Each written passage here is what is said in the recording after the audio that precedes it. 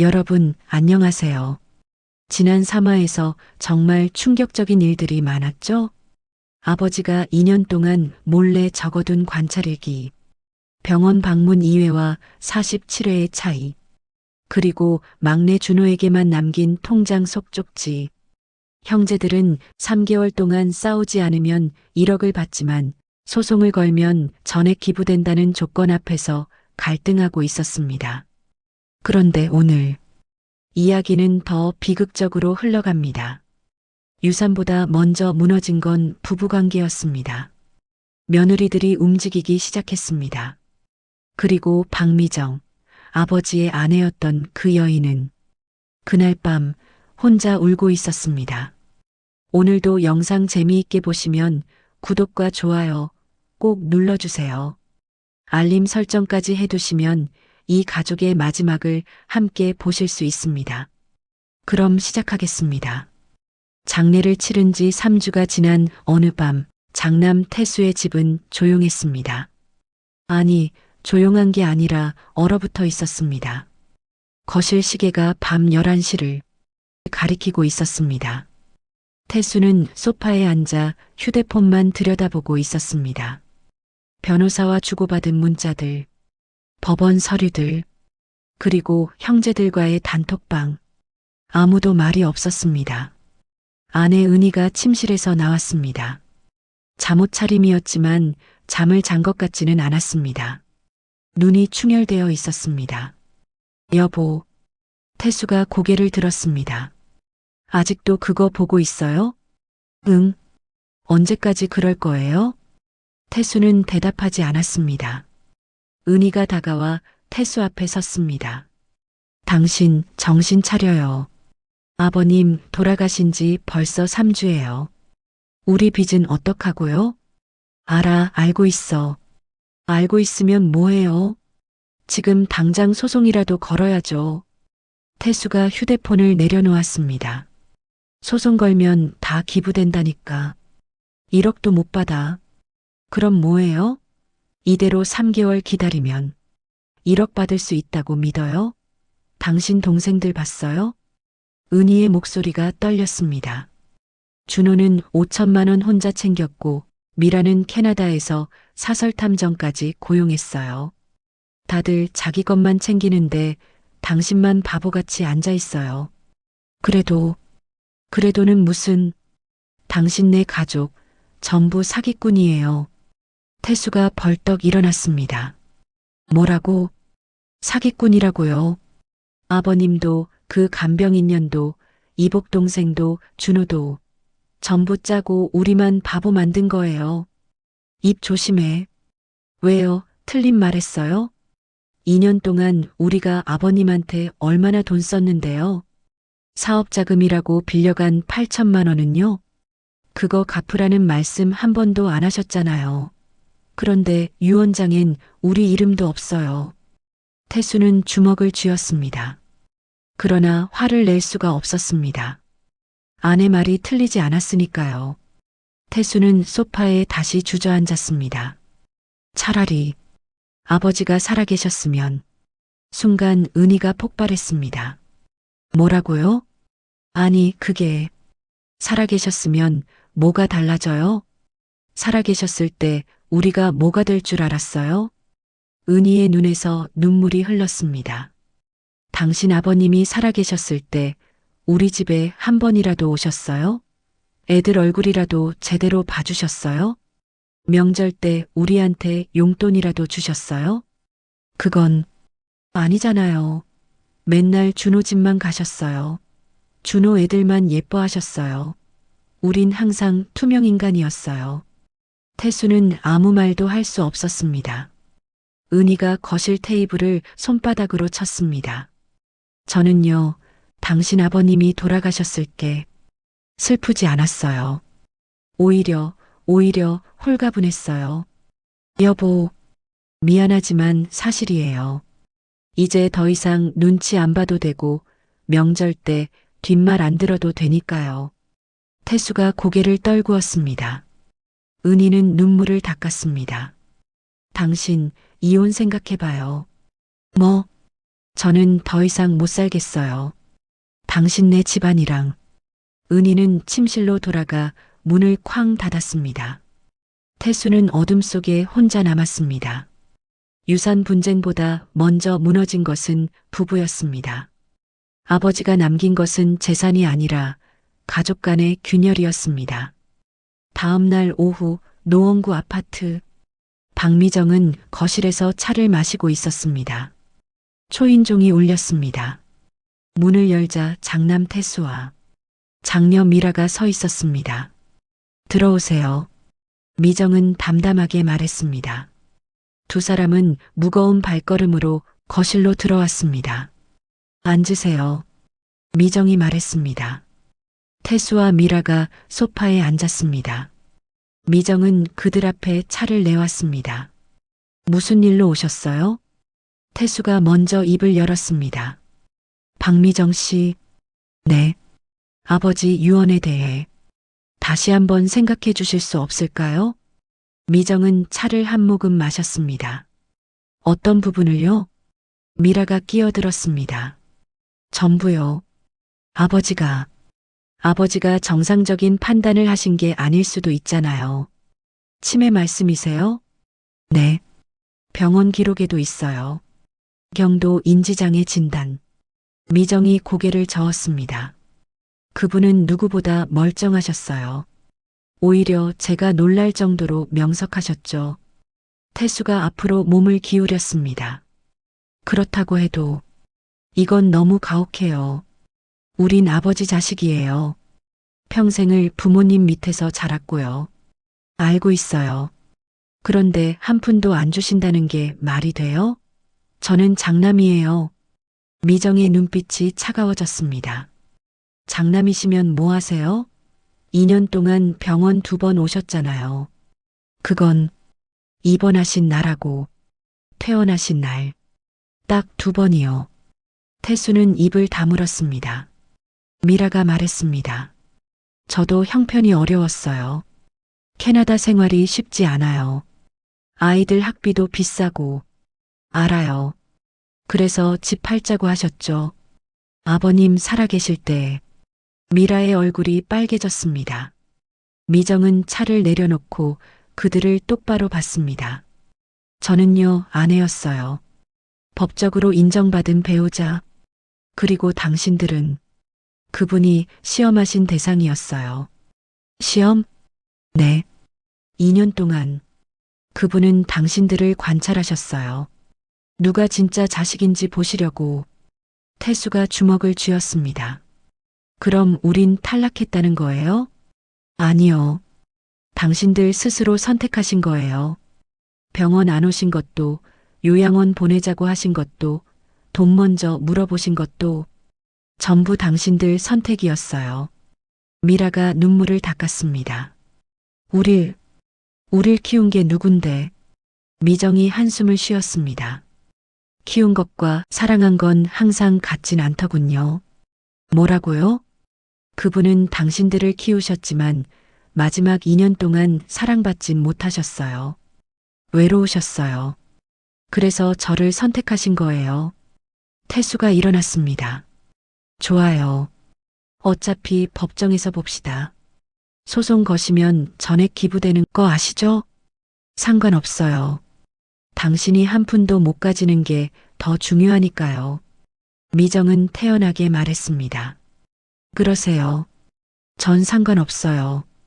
그분 뜻대로만 하면 되니까요. 태수와 미라가 나갔습니다. 문이 닫히고 미정은 혼자 남았습니다. 그녀는 아버지 영정 사진을 봤습니다. 당신, 이걸 원하셨나요? 박미정은 아내였습니다. 법적으로도 감정적으로도. 하지만 자식들에게 그녀는 여전히 간병인일 뿐이었습니다. 같은 날 밤 9시 막내 준호는 거실 소파에 앉아 휴대폰을 보고 있었습니다. 가족 단톡방이었습니다. 며칠 전부터 대화가 뜸했습니다. 형 태수, 변호사 선임했다. 누나 미라, 나도. 형 태수, 준호는 어떻게 할 거야? 준호는 답장을 고민했습니다. 그때 휴대폰 화면이 바뀌었습니다. 김준호 님이 우리 가족 채팅방에서 나가셨습니다. 준호는 멍했습니다. 자기가 나간 게 아니었습니다. 누군가 자신을 강퇴시킨 겁니다. 준호는 형에게 전화를 걸었습니다. 신호음만 울렸습니다. 받지 않았습니다. 누나에게도 걸었습니다. 역시 받지 않았습니다. 문자를 보냈습니다. 형, 왜 저를 단톡방에서 내보냈어요? 읽음 표시가 떴습니다. 그러나 답장은 없었습니다. 준호는 휴대폰을 내려놓았습니다. 손이 떨렸습니다. 아내 수진이 부엌에서 나왔습니다. 왜 그래? 나 강퇴당했어. 뭐?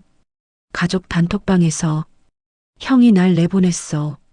수진이 다가왔습니다. 전화해봤어? 안 받아. 수진은 한숨을 쉬었습니다. 그럴 줄 알았어. 뭐? 당신 5천만 원 통장 있잖아. 그것 때문이야. 아주버님이랑 형님이 엄청 화났었어. 하지만 그건 아버지가 나한테. 그게 중요해? 지금 형제들 눈에 당신은 배신자야. 혼자 돈 챙긴 사람. 준호는 고개를 떨구었습니다. 나는 그냥 아버지 곁에 있었을 뿐인데 그게 문제야. 곁에 있었으니까 챙긴 거잖아. 준호는 아무 말도 할 수 없었습니다. 수진이 식탁에 앉았습니다. 있잖아. 나도 솔직히 이해 안 돼. 뭐가? 당신이 왜 그렇게까지 했는지. 2년 동안 아버님 모시면서 얼마나 힘들었어. 나도 힘들었고 애들도 힘들었어. 그런데 수진의 목소리가 떨렸습니다. 그런데 아주버님이랑 형님은 뭐 했어? 명절에도 안 왔잖아. 전화도 안 했잖아. 그러면서 지금 와서 당신 욕해? 배신자래? 여보, 나는 화가 나. 진짜 화가 나. 수진이 눈물을 닦았습니다. 우리가 바보였어. 착하게 살면 뭐해. 결국 손해보는 건 우리야. 준호는 아내를 안아주고 싶었습니다. 하지만 움직일 수가 없었습니다. 자신도 무너지고 있었으니까요. 준호는 다시 휴대폰을 들었습니다. 강퇴 메시지를 다시 봤습니다. 김준호 님이 우리 가족 채팅방에서 나가셨습니다. 가족에서 쫓겨나는 데는 버튼 하나면 충분했습니다. 아무도 그에게 이유를 설명하지 않았습니다. 그저 조용히 제거했을 뿐이었습니다. 일주일 후 노원경찰서. 박미정은 형사과 사무실에 앉아 있었습니다. 건너편엔 중년의 형사가 서류를 보고 있었습니다. 신고 내용이 재산 편취 의혹이라고 되어 있네요. 네. 미정은 담담하게 대답했습니다. 신고인은 김은희 씨, 고 김만수 씨의 며느리분이시고요. 맞아요. 형사가 서류를 넘겼습니다. 신고 내용을 보니까 피신고인이 피해자의 치매를 이용해 혼인신고를 강요하고 재산을 편취했다. 이렇게 되어 있는데요. 사실이 아니에요. 근거가 있으신가요? 미정은 가방에서 서류 뭉치를 꺼냈습니다. 이게 혼인신고서고 당시 병원 진단서예요.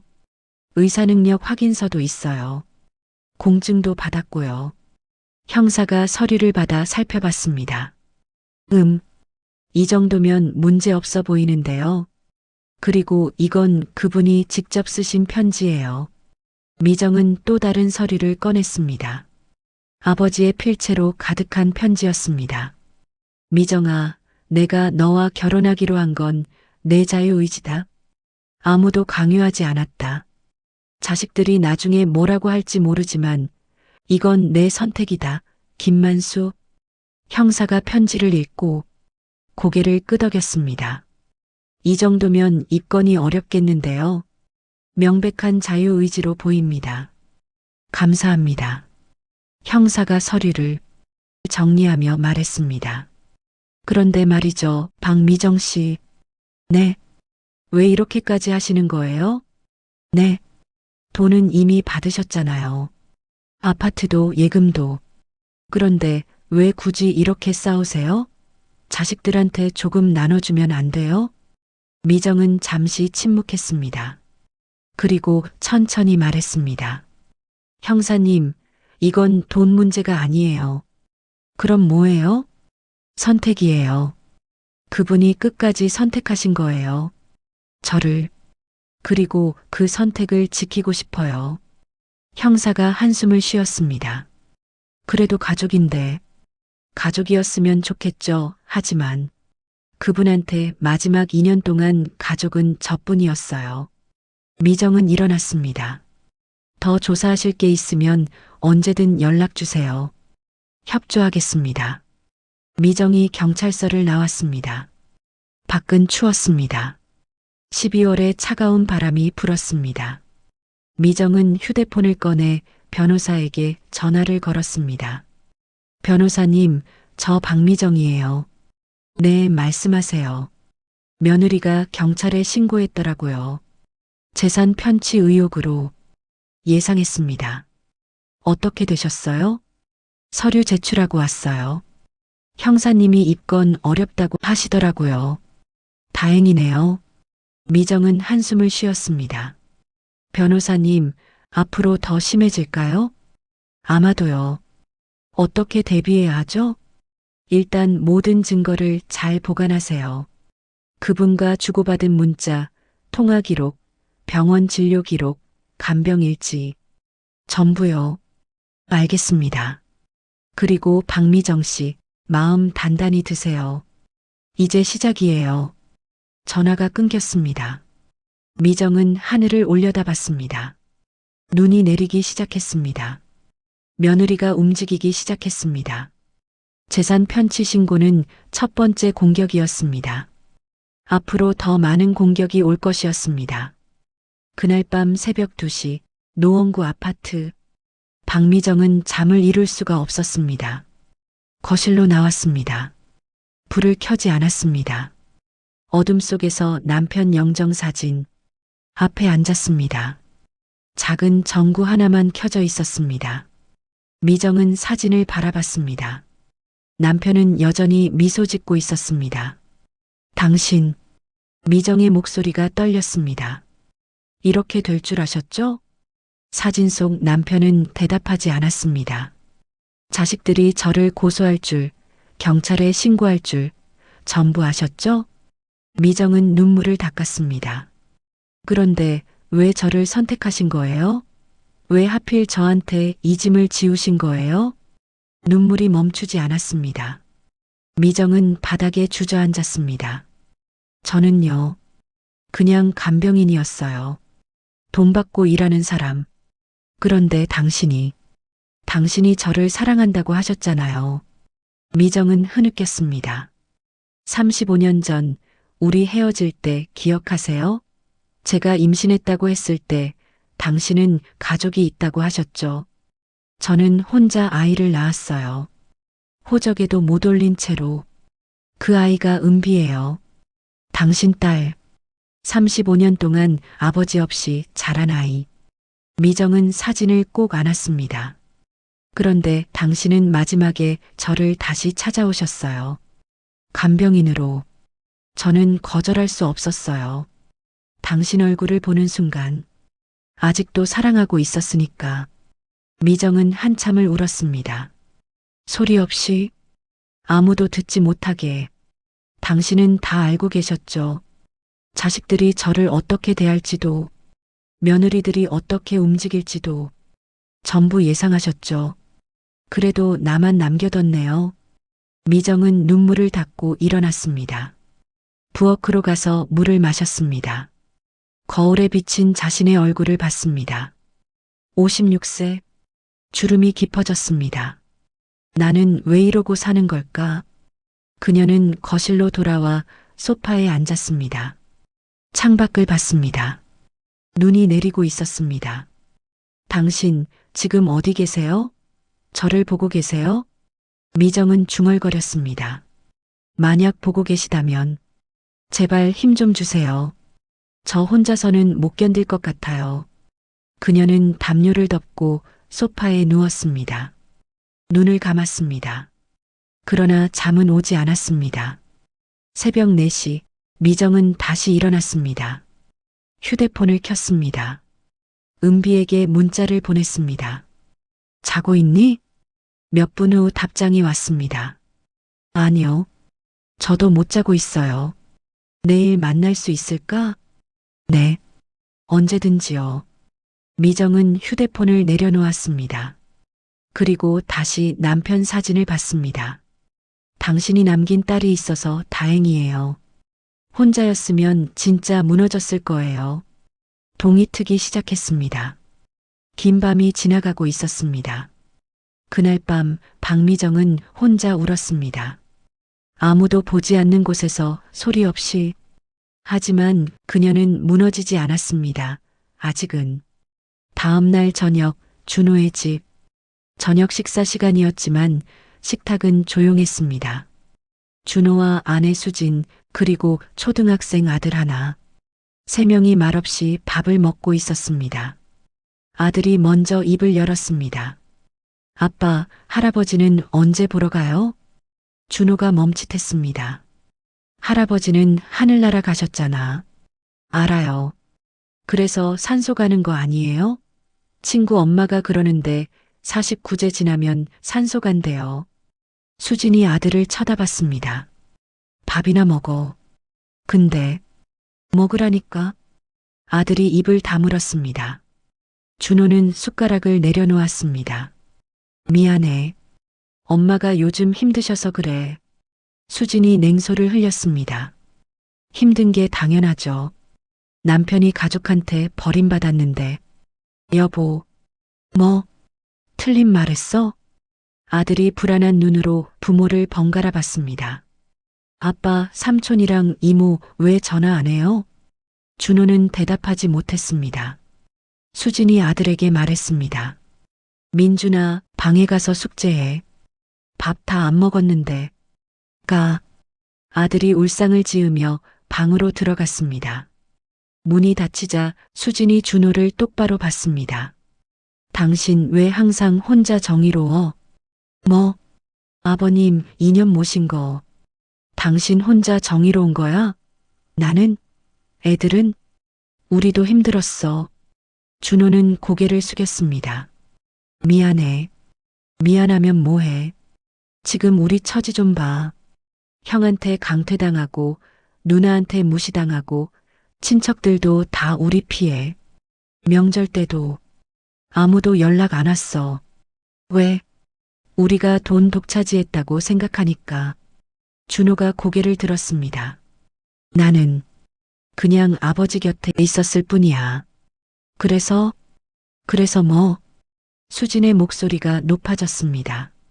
그래서 다 잃었잖아. 가족도 잃었고 평판도 잃었고 이제 직장에서도 소문났어. 직장? 응. 내 상사가 나한테 전화했어. 내가 요즘 집중을 못한대. 실수도 많고. 준호는 손으로 얼굴을 감쌌습니다. 나도 힘들어. 힘든 건 다 똑같아. 근데 당신만 착한 사람 행세해. 형이랑 누나는 나쁜 사람 되고. 그런 게 아니야. 그럼 뭔데? 수진이 식탁을 손바닥으로 쳤습니다. 당신 그 통장 형한테 줘. 뭐? 5천만 원 통장. 형한테 줘. 아니면 3등분해. 준호가 고개를 저었습니다. 그건 아버지가 나한테. 아버지는 돌아가셨어. 이제 살아야 할 사람은 우리야. 우리 가족. 하지만은 없어. 당신 선택해. 가족이랑 살 거야? 아버지 유언 지킬 거야? 준호는 아무 말도 할 수 없었습니다. 수진이 자리에서 일어났습니다. 나는 지쳤어. 이제 당신 마음대로 해. 난 더 이상 못 참아. 수진은 침실로 들어가 문을 닫았습니다. 준호는 식탁에 혼자 남았습니다. 식탁 위에는 차가운 밥과 반찬만 남아 있었습니다. 준호는 밥을 한 숟가락 떠서 입에 넣었습니다.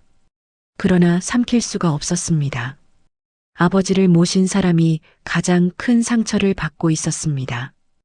가족에게도 버림받고 아내에게도 이해받지 못했습니다. 착한 사람이 손해보는 세상이었습니다. 다음 날 오후 노원구 아파트 근처 조용한 카페, 박미정과 은비가 마주 앉아 있었습니다. 커피 마셔. 미정이 말했습니다. 은비는 고개를 끄덕이며 커피를 한 모금 마셨습니다. 괜찮으세요? 요즘 힘드시죠? 은비가 물었습니다. 미정은 쓴웃음을 지었습니다. 힘들지. 근데 어쩌겠어. 내 아버지가 선택하신 길인걸. 미안해요.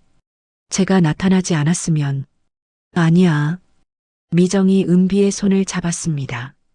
내가 나타난 건 아버지 뜻이었어. 35년 만에 딸을 찾으신 거야. 은비의 눈에 눈물이 고였습니다. 저는요, 평생 아버지 없이 살았어요. 호적에도 이름이 없었고요. 학교 다닐 때 아버지란에 항상 없음이라고 써야 했어요. 알아. 친구들이 물어보면 돌아가셨다고 거짓말했어요. 그게 더 편했으니까. 은비가 눈물을 닦았습니다. 그런데 엄마가 아버지 찾아가셨다고 했을 때 저는 화났어요. 왜 이제 와서? 왜 35년이 지난 지금? 미정은 조용히 들었습니다. 근데 아버지를 만나고 처음으로 아버지라고 불렀을 때 아버지가 우셨어요. 저도 울었어요. 나도 봤어. 그때 알았어요. 아버지도 힘드셨구나. 나만 힘든 게 아니었구나. 은비가 미정을 봤습니다. 엄마, 저 아버지 뜻대로 할게요. 무슨 뜻이야? 상속 포기한 거 진짜로 지킬 거예요. 돈 필요 없어. 미정이 고개를 저었습니다. 은비야, 그러면 안 돼. 그건 내 권리야. 괜찮아요. 전 그냥 아버지라는 이름만 있으면 돼요. 호적에 이름만 올릴 수 있으면 돼요. 하지만 엄마도 아시잖아요.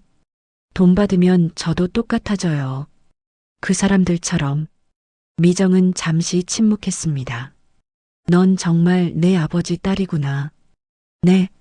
착해. 너무 착해서 걱정이야. 은비가 미소 지었습니다.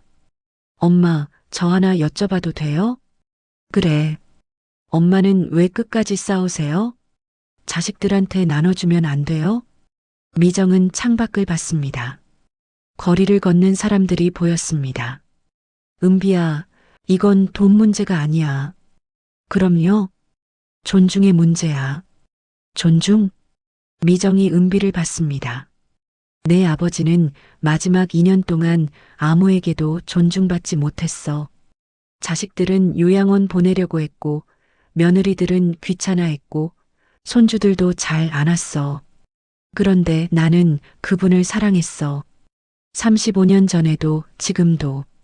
그래서 그분도 나를 선택하신 거야. 미정의 목소리가 떨렸습니다. 그 선택을 지키고 싶어? 그게 내가 할 수 있는 마지막 사랑이야. 은비가 눈물을 닦았습니다. 엄마, 저도 도울게요. 은비야, 혼자 싸우지 마세요. 저도 있잖아요. 아버지, 딸.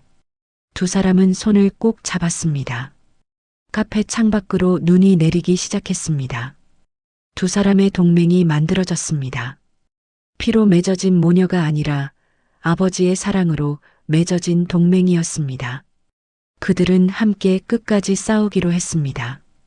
그날 밤 10시, 박미정은 거실에서 변호사에게 전화를 걸었습니다. 변호사님, 저 박미정입니다. 네, 말씀하세요. 미정은 깊게 숨을 들이쉬었습니다. 조건부 유언. 발동할 수 있나요? 전화 저편이 잠시 조용해졌습니다. 무슨 말씀이신지 정확히 말씀해 주시겠어요? 고인께서 남기신 조건부 특약 있잖아요. 3개월 동안 법적 분쟁 없으면 1억 주고 소송 걸면 전액 기부하는 거. 네, 알고 있습니다. 그거요. 제가 먼저 발동시킬 수 있나요? 미정은 잠시 망설였습니다. 며느리가 저를 재산 편취로 신고했어요. 경찰 조사도 받았고요. 앞으로 민사소송도 걸 거예요. 예상했습니다. 그럼 제가 먼저 그 조건을 발동시켜서 모든 상속을 무효화할 수 있나요? 변호사가 한숨을 쉬었습니다. 박미정 씨, 그러시면 안 됩니다. 왜요? 그럼 가족 모두가 완전히 빈손이 됩니다. 박미정 씨도요. 미정은 잠시 침묵했습니다. 알아요. 정말로요? 네, 알고 있어요. 하지만 미정의 목소리가 단호해졌습니다. 그게 그분 뜻이라면요. 그렇게 하고 싶어요. 박미정 씨, 다시 한번 생각해 보세요. 아파트도 예금도 다 포기하시는 거예요. 네. 왜요? 왜 그렇게까지 하시려는 겁니까? 미정은 남편 영정 사진을 봤습니다. 변호사님, 제가 35년 동안 혼자 살았어요. 돈도 없고 남편도 없고 가족도 없이. 그런데 그분이 마지막에 저를 선택해 주셨어요. 저를 아내라고 불러주셨어요. 평생 처음으로 누군가의 아내가 됐어요. 미정의 눈에서 눈물이 흘렀습니다. 그게 얼마나 큰 의미인지 아세요? 돈으로 살 수 없는 거예요. 하지만 변호사님, 자식들은 그분을 버렸어요. 2년 동안. 그런데 지금 와서 돈 달라고 해요. 그게 옳은 건가요? 변호사는 오래 침묵했습니다. 박미정 씨 뜻이 확고하시다면 제가 도와드리겠습니다. 감사합니다. 하지만 한 가지만 약속해 주세요. 뭔가요? 이 결정 후회하지 마세요. 돌이킬 수 없으니까요. 미정은 미소 지었습니다. 후회 안 해요. 이미 선택했어요. 그분처럼. 전화가 끊겼습니다. 미정은 창밖을 봤습니다. 눈이 그쳤습니다. 달이 밝았습니다. 미정은 남편 사진 앞에 무릎을 꿇고 앉았습니다. 당신, 제가 잘하고 있는 거죠? 사진 속 남편은 여전히 미소 짓고 있었습니다. 저는요, 당신이 자랑스러운 아내가 되고 싶어요. 끝까지. 미정은 영정 앞에 이마를 댔습니다. 그리고 조용히 기도했습니다. 그날 밤 박미정은 울었습니다. 하지만 물러서지 않았습니다. 그녀는 남편의 마지막 뜻을 지키기로 결심했습니다. 설령 그것이 모든 것을 잃는 길이라 해도. 다음 화 예고. 막내가 숨긴 통장이 들통났습니다. 3개월, 기한 D-60일. 준호의 아내 수진이 결심했습니다. 나라도 살아야겠어.